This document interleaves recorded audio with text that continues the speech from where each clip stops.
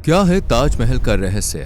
आखिर क्यों ताजमहल दूर से देखने पर बड़ा जबकि पास आने पर छोटा दिखने लगता है? क्यों ताजमहल को करोड़ों रुपए खर्च करके बनवाया गया था? ताजमहल की नींव रखने की कहानी जो मशहूर है, क्या वो सच है? क्या मुमताज के कहने पर ही ताजमहल बनाना शुरू हुआ था? ताजमहल के वो कौन से हैरत अंगेज रहस्य हैं जो बहुत से लोगों की पहुंच से दूर हैं?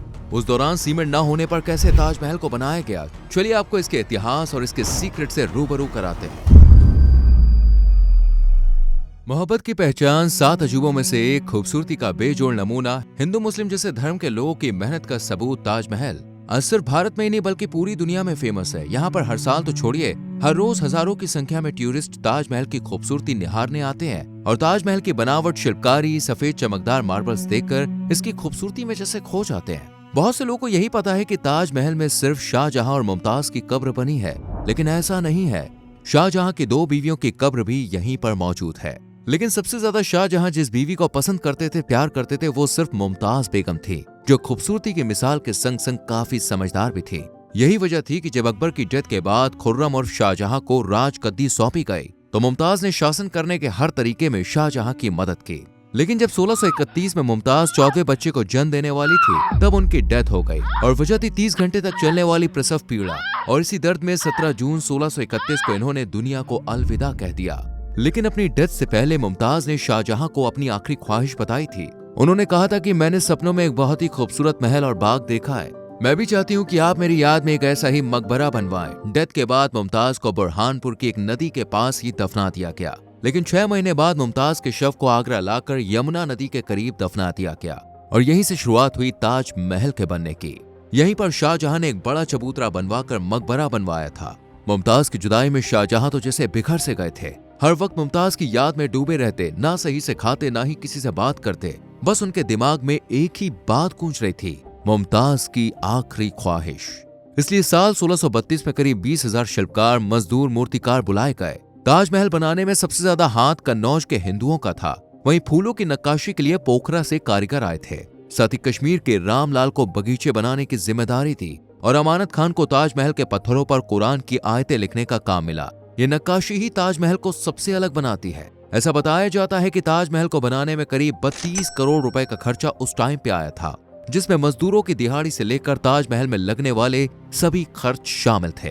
ताजमहल को यमुना नदी के किनारे बनाने का फैसला करना तो आसान था, लेकिन इसे हकीकत की शक्ल देना बेहद मुश्किल है, क्योंकि नदी के किनारे जमीन बहुत सॉफ्ट थी। इसलिए ताजमहल की नींव रखने से पहले गहरे गहरे कुएं तब तक खोदे गए जब तक सख्त जमीन नजर न आ गई, जिनमें पत्थर, आबनूज और महोगनी के लकड़ियों के लट्ठे डाले गए थे और फिर इनके ऊपर बड़े बड़े स्तंभ खड़े किए गए।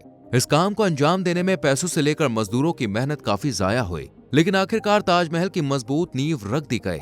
पर अब बारी थी एक ऐसे डिजाइन की जो किसी ने देखा तो क्या, उसके बारे में सोचा भी ना हो। और ऐसा डिजाइन खुद शाहजहां ने तैयार किया था और इसमें उन्होंने मदद ली अपने बाप दादाओं के मकबरे की।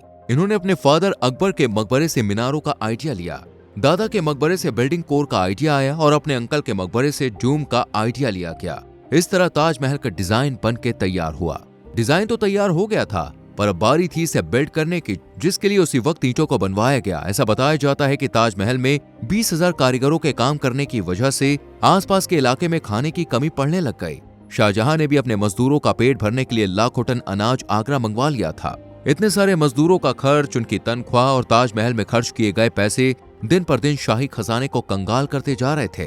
लेकिन शाहजहां ने किसी भी कीमत पर ताजमहल को बनाने की ठान ली थी और आखिरकार इसका स्ट्रक्चर भी बन गया। और फिर बारी आई इसे संगमरमर से तराशने की, जिसके लिए मकराना मार्बल आगरा से 400 किलोमीटर की दूरी पर मौजूद राजस्थान से मंगवाया गया। राजस्थान के शानदार मार्बल को शाहजहां ने रिजर्व कर लिया था। शाहजहां ने ताजमहल में लगने वाले मार्बल को बेचने से मना कर दिया था ताकि ताजमहल में काम करने में कमी न आए। राजस्थान से आगरा मार्बल लाने में सबसे अहम भूमिका निभाई हाथियों ने। वहीं ताजमहल की फिनिशिंग के लिए पीटर ड्यूरा या प्राचीन कारीगरी से सजाने का फैसला किया गया। आपको बता दें, पीटर ड्यूरा में कीमती पत्थरों को मार्बल्स के अंदर काटकर फिट किया गया और एक से एक शानदार डिजाइन पत्थर पर उकेरे गए। लेकिन इन्हें पत्थर पर चिपकाने के लिए उस वक्त ना तो किसी तरह का सीमेंट था और ना ही कोई मजबूत ग्लू, इसलिए इन्हें शीरा, लेमन जूस और संगमरमर के पाउडर को मिलाकर पेस्ट बनाकर चिपकाया गया था। इस तरह पूरे 22 साल के बाद 1648 में मुमताज महल उर्फ ताजमहल बन के तैयार हुआ।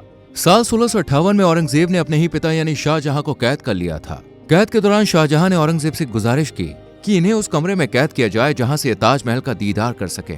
बस बेटे ने भी इनकी ख्वाहिश पूरी की और जिस कमरे में इन्हें रखा गया वहां से शाहजहां को ताजमहल साफ नजर आता था। और यहीं पर साल 1666 में शाहजहां ने आखिरी सांस ली और फिर ये अपनी चहेती बेगम मुमताज बेगम की कब्र के पास दफन कर दिए गए।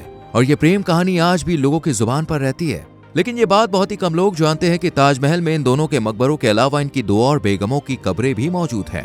मुमताज शाहजहां के पास मुख्य गुंबद में दफन है, वहीं पूर्वी गेट पर इज़्ज़ुन-निसा का मकबरा है, पश्चिमी गेट पर फतेहपुर सीकरी बेगम की कब्र बनी हुई है। इन तीनों के अलावा चौथी बेगम यानी खंदारी बेगम का मकबरा ताजमहल से बाहर काली मस्जिद के पास बना हुआ है। ताजमहल का एक राज ये भी है कि जब आप इसे मेन गेट के पीछे से देखेंगे तो ये आपको बड़ा दिखेगा, वहीं जब आप इसके अंदर जाएंगे तो ये सिकुड़ता हुआ यानी छोटा सा होने लगेगा। अब ये कैसे होता है ये आज तक कोई नहीं जानता। सिर्फ यही दिमाग हिलाने वाली ट्रिक नहीं है, बल्कि जब आप इस गुंबद के चारों ओर खड़ी मीनारों को देखेंगे तो वो भी सीधी नहीं है बल्कि बाहर की तरफ झुकी हुई दिखेंगी। ऐसा इसलिए बनाया गया है ताकि ये अंदर की तरफ झुके हुए ना लगे। दूसरा रीजन ये भी है कि भविष्य में ताजमहल की मीनारें टूटती हैं किसी वजह से तो वो ताजमहल की तरफ न गिरकर बाहर की तरफ गिरेंगी, जिससे ताजमहल बिल्कुल सुरक्षित रहेगा। आपको बता दें ताजमहल की जो नींव है वो लकड़ियों पर रखी गई है, जो कि 50 कुओं में मौजूद है।